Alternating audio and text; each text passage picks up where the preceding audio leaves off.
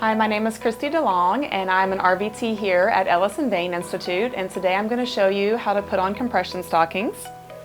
So what you want to do is you want to take your compression stocking and you want to put your arm down the compression hose and you're going to pinch right above where the heel is, and you're going to hold that and you're going to turn the compression stocking inside out, and you keep holding that area with your thumb and your forefinger there. That way you know this is the back part of the compression stocking. Once you get it on your heel, it's going to be a lot easier to get it on yourself.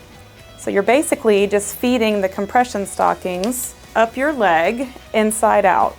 So you never want to grab the top part of the compression hose and pull, because it may separate and it may rip the compression stocking.